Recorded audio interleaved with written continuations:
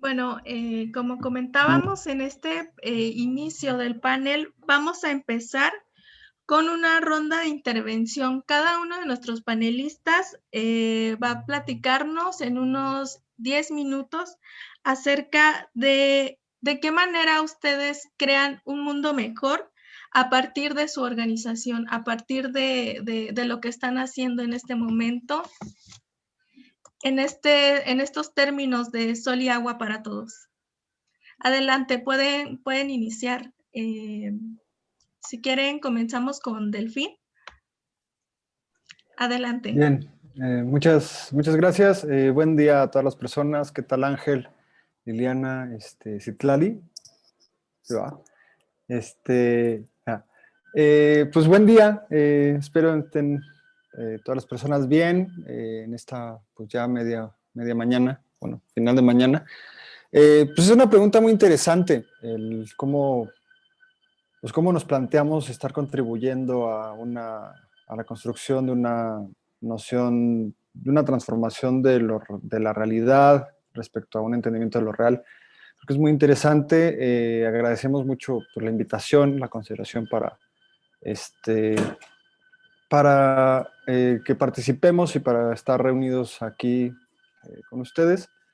Pues la isla urbana tiene varios propósitos. El fundamental es poder detonar la cosecha de agua de lluvia como una opción viable, funcional y real en términos del abastecimiento de agua a nivel de viviendas, de población en altos niveles de marginación, que por lo tanto tienen pues una alta precariedad hídrica.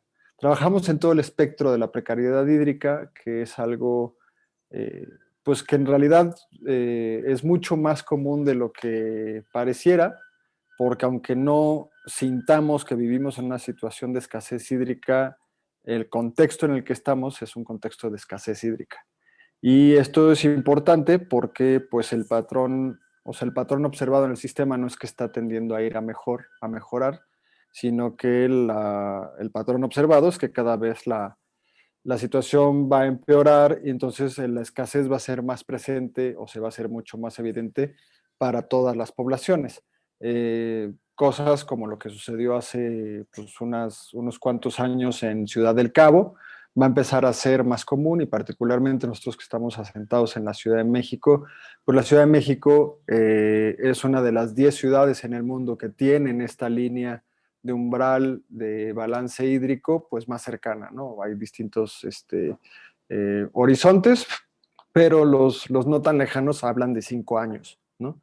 Entonces, en Isla Urbana trabajamos en algo que es actual. La situación y el problema del agua no es algo futuro, sino está ahorita.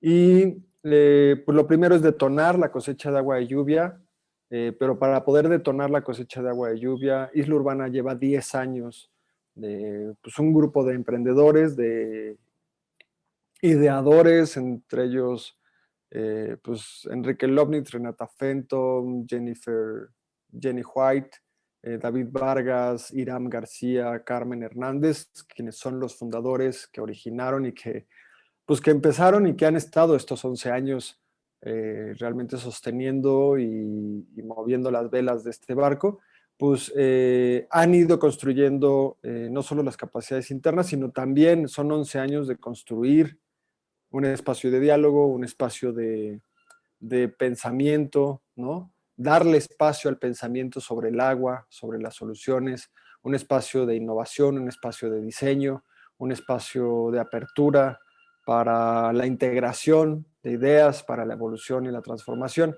En particular, el detonar, cuando hablamos de detonar algo a nivel del contexto social en el que vivimos, pues no solo implica el desarrollo de una tecnología adecuada al contexto, que responda bien que logra satisfacer una necesidad, que logre tal vez o resolver un problema o atender hacia la posibilidad de realizar un potencial. Podemos tener eso y no estar detonando las cosas adecuadamente, porque el sistema es mucho más allá de lo técnico.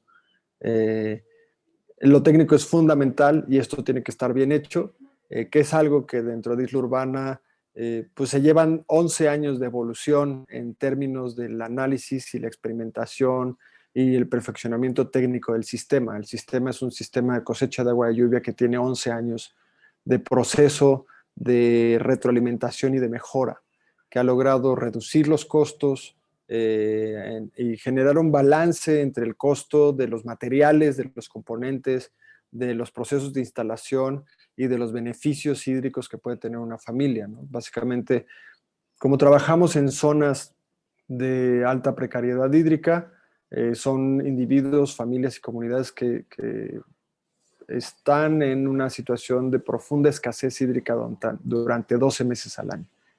Y una vez instalado el sistema, que esto tiene que ver con la evolución de cómo es un sistema fácilmente instalable, rápidamente instalable, que no necesita mucho mantenimiento, que tiene los más altos niveles en durabilidad de los componentes, ¿no? Que puede ser adoptado, ¿no? Y una vez instalado este sistema, pues una familia pasa de 12 meses de escasez a hasta 8 meses de abundancia hídrica en 5 horas, ¿no? O sea, si es en época de lluvias, hoy en la mañana están viendo que no tienen el agua, ¿no? O que están en esta situación en la cual llevan muchos años, donde hay un punto decisivo que hay que resolver diario, que es de dónde vamos a sacar el agua para mañana. Se instala el sistema y en la noche, en la lluvia de esta noche o de la tarde, todas esas gotas de lluvia que caen en el techo van a convertirse en gotas de agua aprovechables al interior de la vivienda. Y eso sucede por lo menos durante 6 meses, y si tienes un almacenamiento adecuado, pues puedes extender este beneficio hídrico hasta 8 meses al año. Entonces, el cambio es un cambio importante a nivel funcional, y esto tiene que ver con la técnica, con la alta capacidad y calidad técnica que derivan de un proceso de 10 años de evolución, pero también el abordaje ante el detonar una transformación de carácter socioambiental, pues tiene que ver con cómo incidimos, más que incidir, cómo somos partícipes y podemos construir espacios y capacidades para contribuir, ¿no?, a un proceso justamente de evolución del sistema socioambiental. Es ahí en particular donde todos los proyectos de Isla Urbana tienen un importante componente social, donde la educación, los procesos de educación socioambiental son esenciales, y es en estos procesos en los cuales particularmente desde la Dirección de Educación Socioambiental y Coordinación y Gestión de Proyectos, pues buscamos uno, generar los espacios adecuados para que sea posible la construcción de diálogos hídricos a nivel familiar, a nivel comunitario, a nivel de foros como este, ¿no? O muchos otros espacios, y que a través de estos espacios de diálogo hídrico pues podamos empezar a cuestionar la relación que la humanidad tiene con el sistema hídrico y por lo tanto con los sistemas vivientes en los cuales habitamos, pero y cómo esto impacta en la manera en la que actuamos, en la que somos, ¿no?, como especie, desde una noción de especie a nivel planetario. Y va desde eso hasta entender perfectamente cómo funciona un sistema, qué necesidades de mantenimiento y de uso son adecuadas para poder extender su vida, su ciclo de vida lo más posible, que nada más los materiales en términos de ciclo de vida pues duran más de 50 años, y si sabemos que si cualquier cosa que es bien cuidada, bien usada y bien mantenida, pues estos números se extienden, ¿no? Entonces, la posibilidad, la transformación del nivel funcional del sistema, de cómo nos proveemos de agua, posibilita una transformación en cómo estructuramos nuestras relaciones hídricas, y es ahí donde las herramientas educativas, y más que las herramientas educativas, los espacios donde pueden suceder procesos de diálogo y de conversación, donde interviene el conocimiento, pero sobre todo buscamos construir entendimiento, y para eso usamos arte, cultura, distintas actividades, pláticas, conferencias, ¿no?, capacitaciones técnicas que empiezan a construir, digamos, condiciones hiperlocales de carácter distinto. La chamba que hacemos en Isla Urbana es una chamba como de carácter hiperlocal. Es como observar la imagen de la realidad de la precariedad hídrica en el territorio, y en vez de a grandes brochazos intentar cambiarla, ¿no? Y pasar por encima del territorio, es más bien a nivel del pixel, cambiar pixel tras pixel, o sea, familia tras familia, individuo tras individuo, transformar esa condición hídrica para que al final, poco a poco, en un trabajo hormiga que sabemos que implica mucho trabajo, pero que hay que hacerlo, poder cambiar el color final de la imagen de la situación hídrica y socioambiental, ¿no? Es una perspectiva distinta de abordaje que es interesante y que ha permitido, también permite la construcción de procesos de alta calidad relacional, y estos son importantes, ¿no? Entonces, no sé cuánto tiempo me quede, si ya me extendí demasiado, pero más o menos un poco ese es como qué es Isla Urbana desde el área de educación, desde la Dirección de Educación Socioambiental, cómo aproximamos la realidad y cómo estamos buscando, pues, cimentar, semillar y después cimentar la transformación. Muchísimas gracias. Muy interesante la explicación. Y sí, precisamente de esto se trata, ¿no? De poder ver cómo su organización hace de este mundo un poco mejor. Entonces podemos dar paso al maestro, muchísimas gracias Delfín, podemos dar paso al maestro Ángel Mejía para que nos explique un poco de él, de su organización, de su experiencia y cómo es que esta organización crea un lugar mejor, ¿no? En este sentido. No sé si estará. Perdón, acá ando. Buenos días, Delfín. Mucho gusto escuchar tu participación y lo que comentas. Y yo creo que una parte importante de lo que tenemos como reto en este siglo es justamente el tema del agua, ¿no? El cambio climático en sí, pues conlleva muchísimas áreas en donde vamos a tener retos que resolver. Y claro que la parte del agua es una cuestión importante, ¿no? Y en todas las ciudades lo estamos ya viviendo. Ahorita, de mi parte, Inventive Power está basada en Guadalajara y pues totalmente se tiene ahorita una problemática de agua muy, muy severa, que ya lo estamos viendo todos los habitantes día a día, ¿no? Y tristemente, como pues prácticamente el agua es gratis, podríamos decirlo que no le damos un valor como se debiera, pues existen entonces estos grandes desperdicios, ¿no? De este insumo que a fin de cuentas es vital, ¿no? O sea, un día que no tengas agua ya entonces se vuelve un gran problema, ¿no? Y bien, pues bueno, otra de las problemáticas que tenemos fuertemente en la parte de cambio climático, pues es la parte de generación de energía.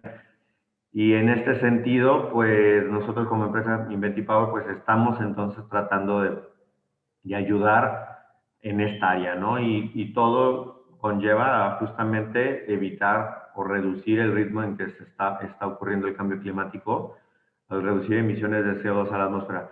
Voy a compartir pantalla.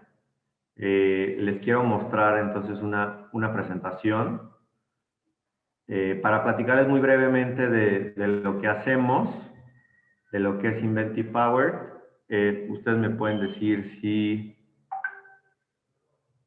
ven pantalla completa. Sí, ya se ve. ¿Pero la ven reducida o la ven completa? Reducida, de cuando presenta y sale el Sí, TAM. tienes el marco o sea, El marco, ¿verdad? el marco Sí. de presentador. Tienes que cambiar del display. Es bueno aprender eso. Creo que... Creo que es ahí, justamente. Lo tenemos. Ahí está. ¿Lo podemos ver? Ya está. Perfecto. Pues bien, comentarles que pues prácticamente más del 20% de las emisiones de CO2 que se generan en el mundo son a causa de industrias. Ahorita les muestro otra gráfica interesante de esto. Y que bueno, pues En realidad, toda esta contaminación ambiental y los problemas de salud que se ocasionan, que más de 3.7 millones de personas en el mundo se mueren al año por causas de contaminación ambiental en la parte de malas condiciones del aire, pues realmente en las ciudades tenemos dos cosas interesantes, ¿no? El número uno es la contaminación que generan los autos, que son fuentes móviles de contaminación, pero están las fuentes fijas. Cuando pensamos en energía, casi siempre pensamos enfocados en la parte eléctrica, pero normalmente, bueno, la electricidad no se genera en las ciudades, la electricidad se genera fuera, se genera en zonas alejadas donde están las plantas termoeléctricas o independientemente del tipo de energía que se genere, y esta se transforma en la ciudad. Entonces, realmente el CO2 de esta electricidad que se consume en las ciudades no se está dejando ahí el CO2. Sí causa daño, pero en otros lados. O sea, se dispersa por otro lado. Pero lo que sí genera contaminación son las industrias, ¿no? Todas las industrias que tienen chimeneas y que entonces están emitiendo emisiones de CO2 a la atmósfera, que normalmente provienen de una caldera. Entonces, todo esto es lo que sí estamos respirando en nuestras ciudades y es una problemática que hay que resolver en el tema para poder mejorar nuestra calidad del aire. A su vez, pues como sabemos, México es un país privilegiado en temas de radiación solar. Prácticamente todo el país tiene ahora sí que características de radiación que nos permite instalar cualquier tipo de tecnología solar en cualquier parte de la República. Y comparando, por decir, este mapa con la radiación solar que pudiéramos tener o estuviéramos viendo con, no sé, con Alemania, pues tenemos prácticamente 3 veces más radiación solar promedio al año que países en donde ya tienen más de 20 años impulsando el sector y en donde ya es una realidad de día a día que la mayoría de las personas utilizan este medio para generar energía, ¿no? Entonces la oportunidad la tenemos, somos de los países con mayor radiación solar del mundo. Y como les comentaba del uso de energía, pensamos mucho en la electricidad, pero en realidad solamente el 17%, no más del 20% de la energía que se consume en el mundo es en forma de electricidad. El resto de esta energía se consume, la gran mayoría, casi el 50%, es para aplicaciones de calor, para generar calor para algo, ¿no? Para fabricar productos, para calentar agua. Entonces, si estamos tratando de combatir el cambio climático, está excelente que estamos tratando de descarbonizar la parte eléctrica. También la otra parte importante es el transporte, que conlleva casi un 30%, y que también estamos ya, las industrias automotrices, haciendo grandes esfuerzos para electrificar también la parte del transporte, que bien esta electrificación del transporte, para que en realidad tenga un impacto, es que entonces esta fuente de energía eléctrica ahora para alimentar los carros sí provenga de fuentes renovables, porque si no, entonces inclusive estaremos haciendo todavía un daño peor, en el sentido de que las eficiencias de quema de combustible a que obtengas tú al final electricidad sería menor que el quemarlo directamente en un automóvil, ¿no? Entonces, sí se tiene que hacer un esfuerzo fuerte en cambiar la matriz eléctrica a una parte renovable y el transporte al mismo tiempo para que venga esta electricidad de una fuente renovable. Pero como vemos, estamos hablando de un sector que es la parte de aplicaciones técnicas donde no se está haciendo un esfuerzo tan grande y donde en realidad estamos teniendo las mayores porcentajes de energía y entonces eso nos está causando más contaminación, ¿no? Entonces, pues ya existen diferentes tecnologías solares para generar calor con energía solar, como los colectores planos, colectores de tubos evacuados o equipos de concentración solar que pueden llegar a muy altas temperaturas y poder generar temperaturas de calor factibles para sectores de industria, ¿no?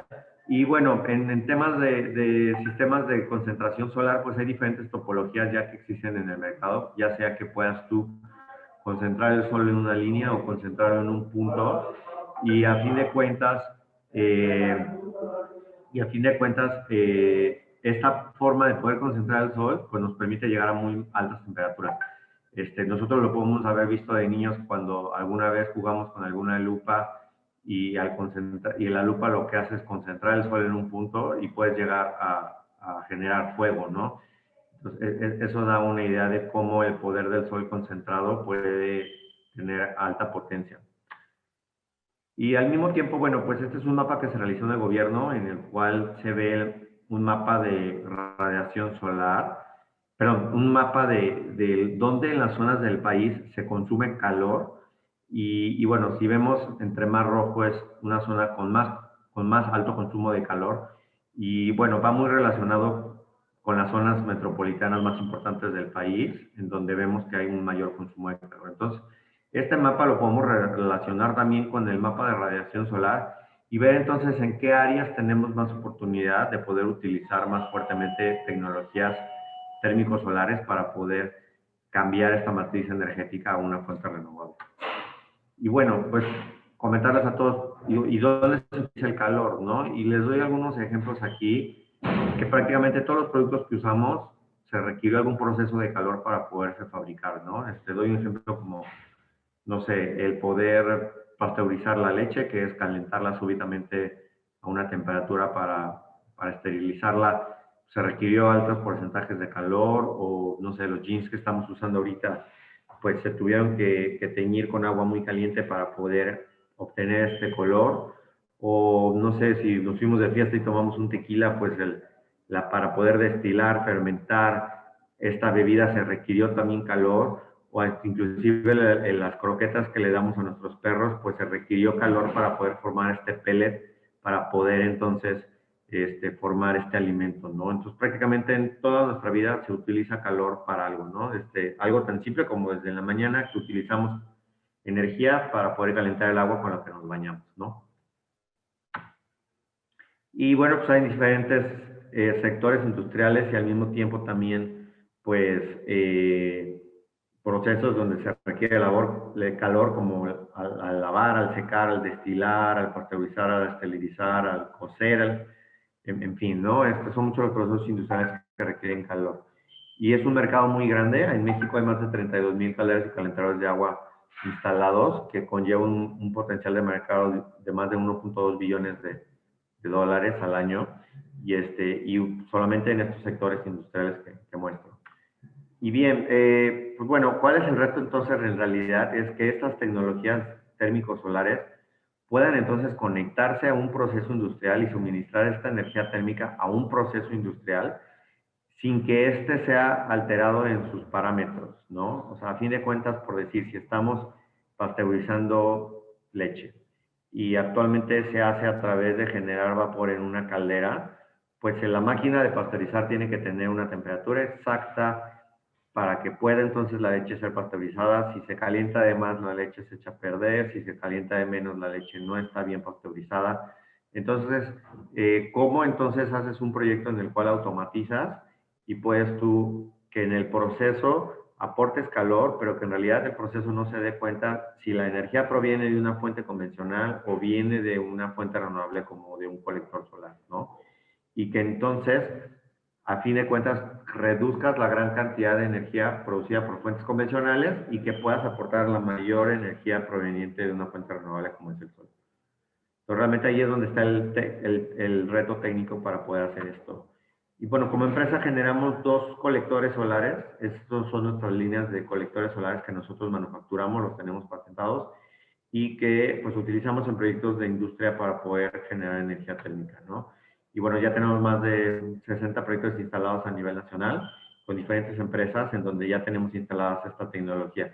Les muestro por aquí algunos proyectos como en fábricas de Nestlé, en fábricas de caramelos como Canels, en esta fábrica de sello rojo para pasteurizar leche, esta fábrica en Lagos de Moreno que es una fábrica de croquetas, en una fábrica destiladora de mezcal en Oaxaca también, o aquí en Jalisco en José Cuervo, ¿no?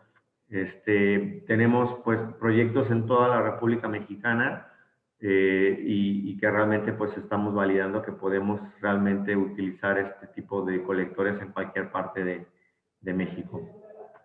Y bien, pues los proyectos pueden ser monitoreados, entonces de manera remota podemos nosotros ver cuánto está generando el sistema, cuánto estamos generando de calor, cuánto lo estamos aportando y con esto comparar contra la propuesta inicial que le hicimos al cliente y que valide que la tecnología sí está funcionando, ¿no? Pues bien, sería todo, chicas. Pues Muy bien. adelante. Muy bien, muchísimas gracias, muy interesante. Y sí, justamente parte de una de las preguntas que me gustaría los dos compañeros nos pudieran aportar sus respuestas, es sobre qué lugares, sea de la República o del mundo, han participado. Ya vimos que el maestro Ángel ya nos empezó a compartir un poco de los proyectos, de los lugares en donde han estado, pero sí, así como sus proyectos, ya sean los 11 años de Cosecha de Agua o en el proyecto del maestro Ángel. ¿En qué lugares han participado? ¿En qué lugares han tenido este alcance de poder participar con las tecnologías que han desarrollado? Si nos pudieran compartir como en unos 5 minutos, brevemente, ambos. Si quieren, comenzamos, no sé si el maestro Ángel ya tenía la palabra o el compañero Delfín, no sé, quién quiere abrir su micrófono primero. Si quiere el maestro Ángel, que ya lo tiene abierto. Bien, pues como comentamos en la presentación, pues hemos tenido proyectos en prácticamente toda la parte de la República y ya hemos mandado también productos a otras partes de Centroamérica, del Caribe, en donde, pues bueno, ya se están haciendo algunos proyectos piloto, en donde al mismo tiempo, pues estamos entonces tratando de escalar y llevar la tecnología a otros países, ¿no? Entonces, realmente es un reto importante el poder entonces ya tener una solución exportable y que pueda pues funcionar en cualquier parte, que lo pueda instalar cualquier empresa en cualquier parte del mundo, ¿no? Entonces, pues como empresa tenemos ese reto de poder internacionalizar la solución a otras partes y sobre todo pues sentirnos orgullosos que es una tecnología 100% mexicana. Muchas gracias. No, quisiera abrir el compañero Delfín el micrófono. Sí, claro. Pues nosotros pues tenemos trabajo cerca, hay una limitante territorial en términos de la precipitación que existe en el lugar, entonces la viabilidad de la cosecha de agua de lluvia pues, se dificulta en zonas desérticas, ¿no? Aunque no todas las zonas semidesérticas están por abajo del umbral, pero tenemos trabajo en, pues yo creo que cerca de 20 estados de la República y en varios países de Latinoamérica. Y bueno, al final llevamos cerca de 21.500 sistemas instalados, ¿no? En total, en viviendas. Bueno, no solo viviendas, tenemos también proyectos que ahorita estamos trabajando a nivel de escuelas, de infraestructura educativa, no atacando, sino abordando la situación de que 7 de cada 10 escuelas, entre 6 y 7 de cada 10 escuelas en el país no cuentan con las condiciones hídricas adecuadas para desarrollar la actividad docente a lo largo de todo el año, lo cual es un porcentaje muy alto. Pero tenemos sistemas instalados en zonas urbanas, en zonas periurbanas, en zonas rurales, en comunidades lejanas de difícil acceso. Tenemos 3 proyectos muy interesantes y muy queridos que son los proyectos rurales de comunidades de difícil acceso. Primero es un proyecto que lleva 10 años en conjunto con otras organizaciones, en un proyecto que se llama Integrador, que se llama Jata Tucari, que trabaja en la nación wixárika, en la Sierra Norte de Jalisco, donde 2 comunidades, la Cebolleta y la Laguna, están ya muy cerca de estar en esto que yo llamo el acceso universal a la lluvia. Todas las viviendas y en el proceso se ha construido la capacidad en las comunidades para que tengan un abastecimiento de agua. Y por la dinámica de vida que existe en zonas tan alejadas, lo que ahí sí las comunidades huicholas lo que cosechan en la temporada de lluvia pues les llega, les dura todo el año, ¿no? También tienen unas prácticas de ahorro y de conciencia con el agua muy distintas a las nuestras, pero también tenemos un proyecto en la Sierra Mazateca, también con la Nación Rarámuri, en la Sierra Tarahumara, Son 3 proyectos de zonas rurales que queremos mucho y que hemos estado trabajando durante varios años y que buscamos que trabajen durante más tiempo. Pero pues, y también pues una enorme cantidad de sistemas instalados en zonas periféricas de la Ciudad de México, ¿no? En zonas periurbanas, ¿no? En general, en la Ciudad de México el nivel altitudinal es uno de los principales factores que generan la diferencia entre niveles de precariedad hídrica bajos o medios a niveles altos, ¿no? Entonces, trabajamos mucho en las partes altas de la cuenca. Esto es algo observado también en muchas otras ciudades, debido a que las diferencias de altitud incrementan los costos de bombeo o de distribución. Se opta por otros sistemas como las pipas o el acarreo, ¿no? Pero más o menos es el espectro territorial hasta donde hemos llegado a trabajar en los últimos años. Muchísimas gracias.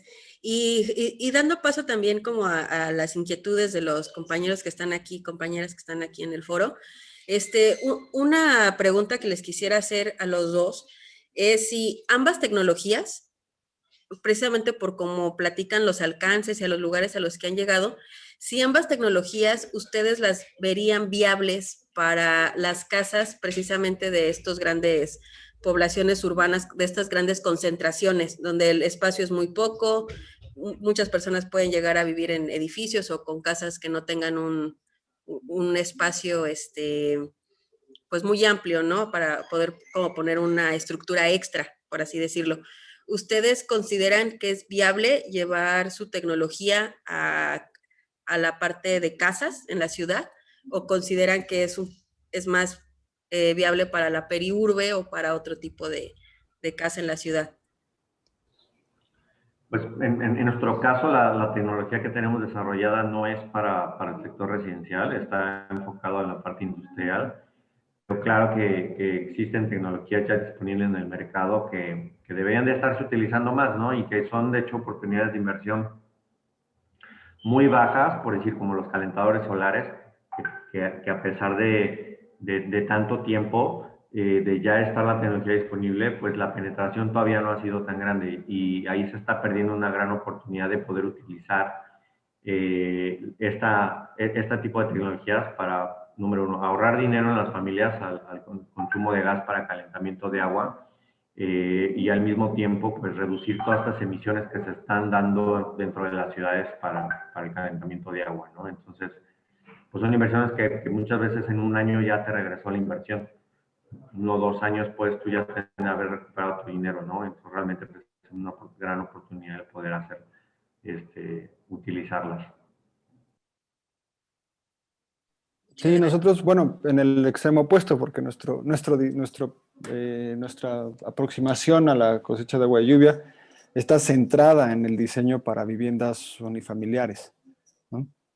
O sea, los sistemas de cosecha de agua de lluvias, los 21.500 sistemas que tenemos instalados están instalados en su gran porcentaje en viviendas unifamiliares, en casas a la mitad de la ciudad, en zonas periurbanas. Ahí justo el diseño lo que permite es una alta adaptabilidad y debido a su modularidad, pues una capacidad de diseñarse de forma precisa y adecuada para la casa en la cual se va a instalar.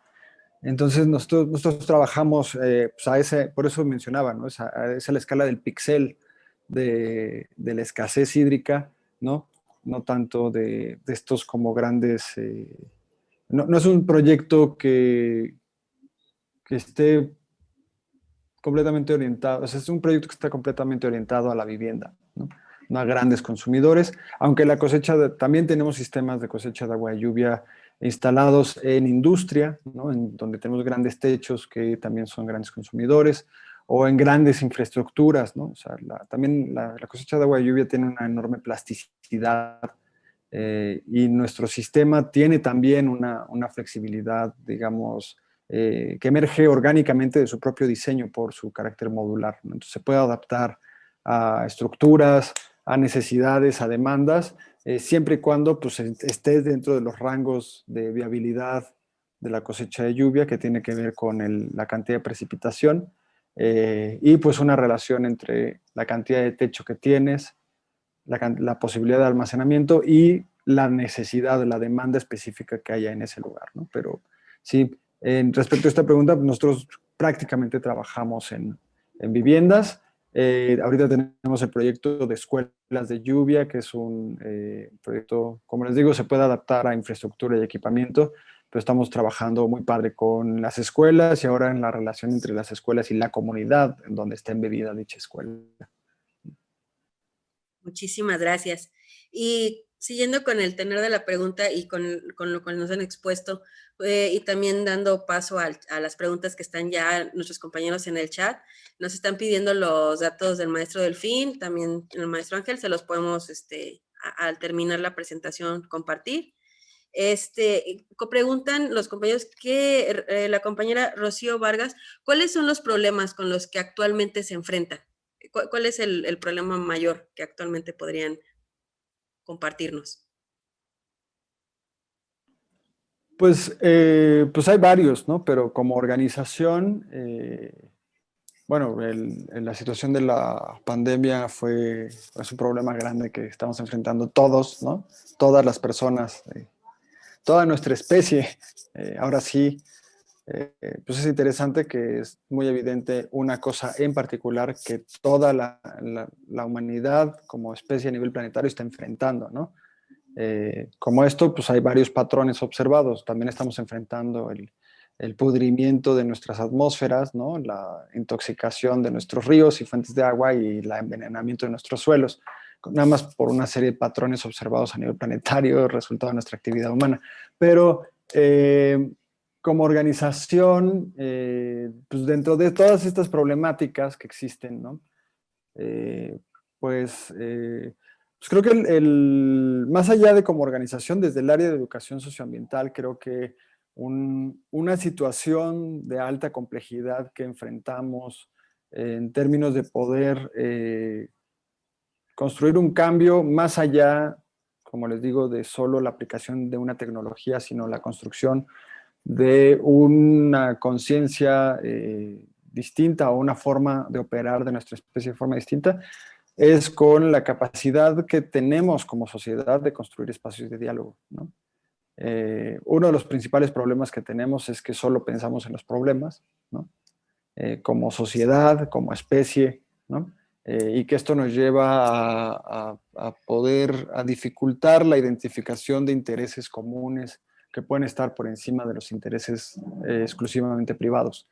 El tema del agua es un tema particular que tiene que ver con la trascendencia entre cuando los intereses comunes pueden estar adelante y esto ayuda a brindar vida digna y condiciones de equidad a nivel generalizado, ¿no?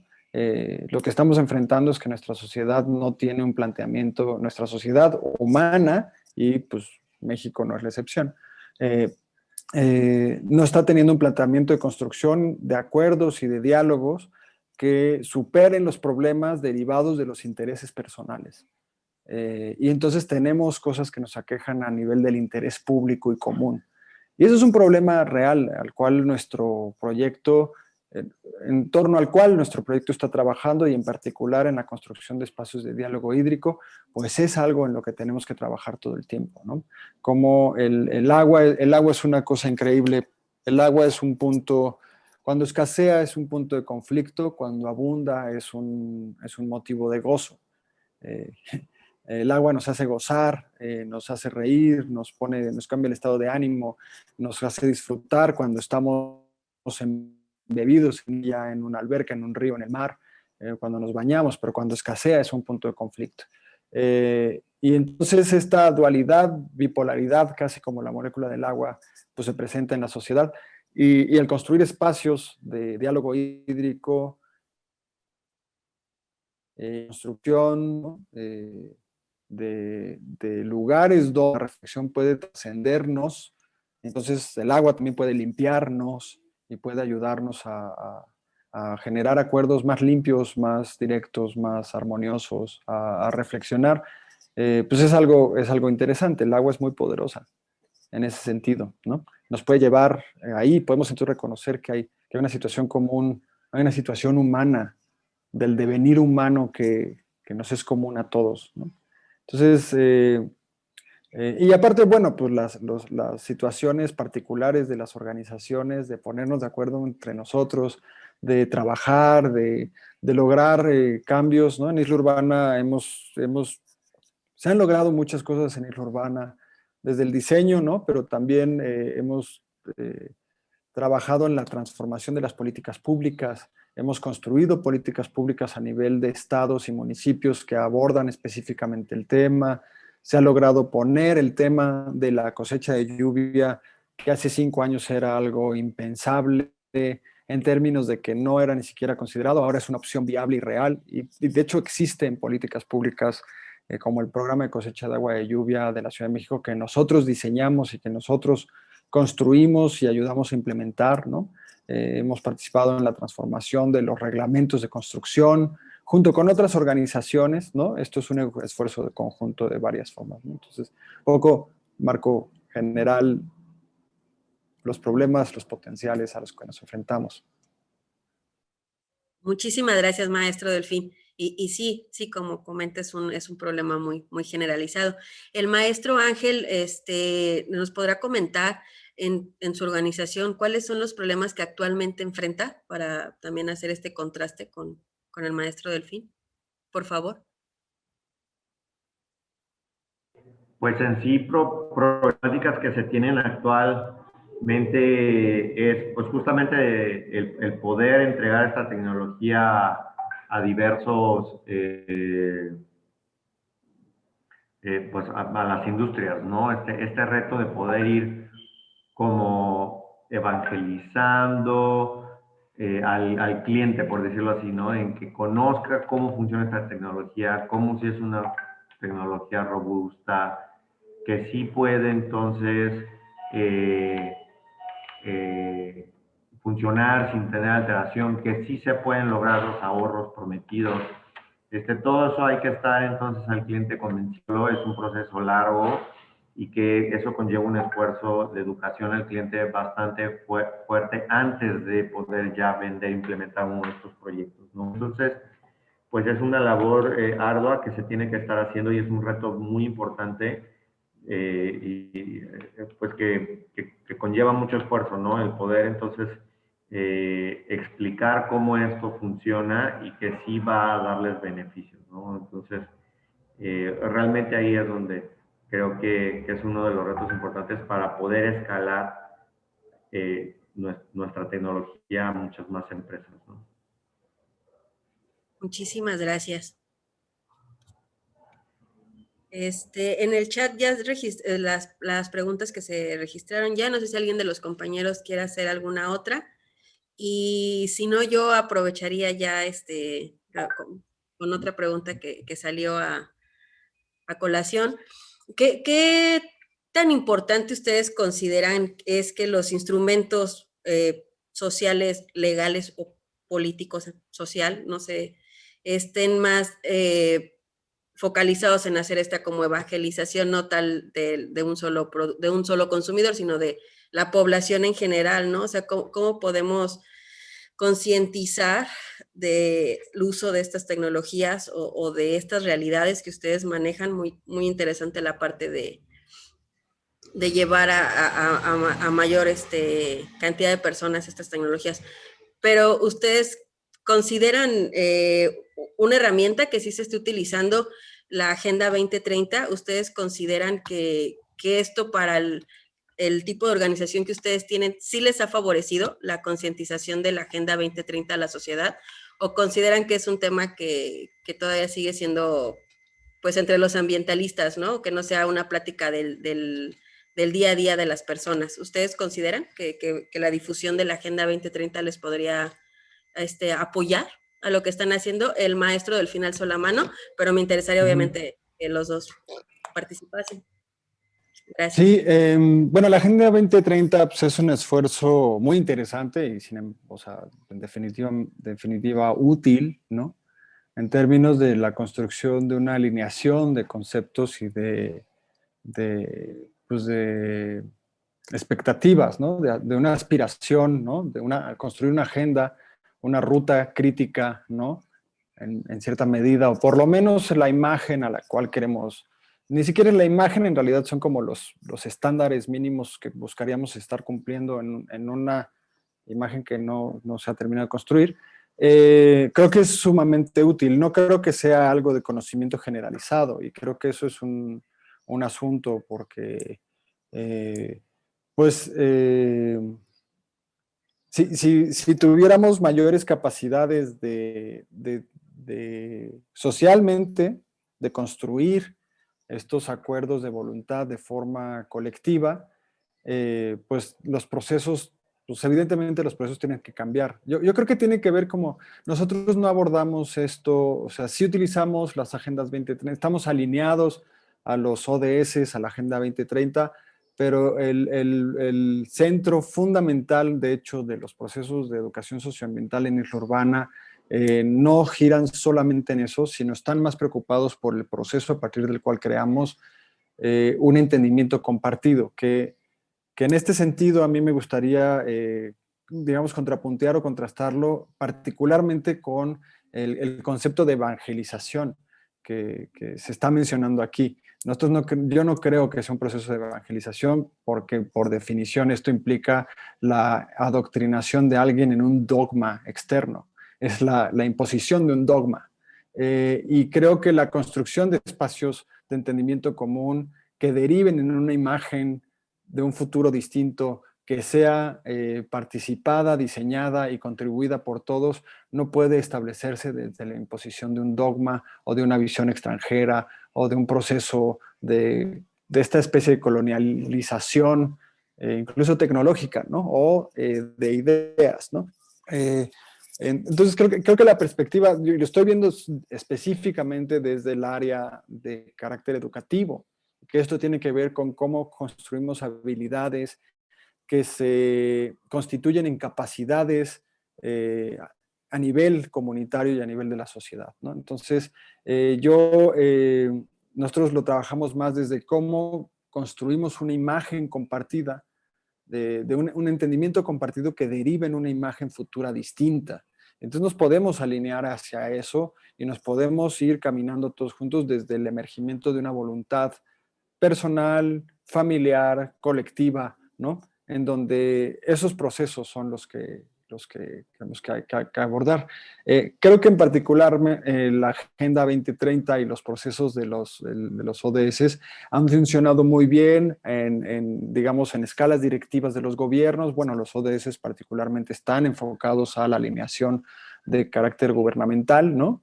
Emergen desde las decisiones de los gobiernos, lo cual es muy bueno porque construye un lenguaje común, de común entendimiento respecto a un mismo tema, que es un paso esencial para entonces poder empezar a dialogar, tener un diálogo desde una equiparabilidad de conceptos, ¿no?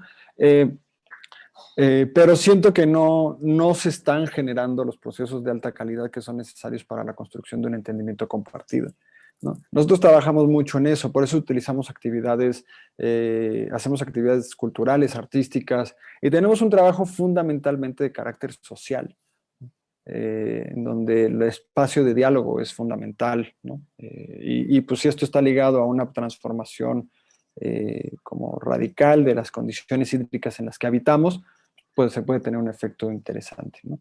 Entonces, bueno, un poco lo que se me ocurre respecto a la pregunta.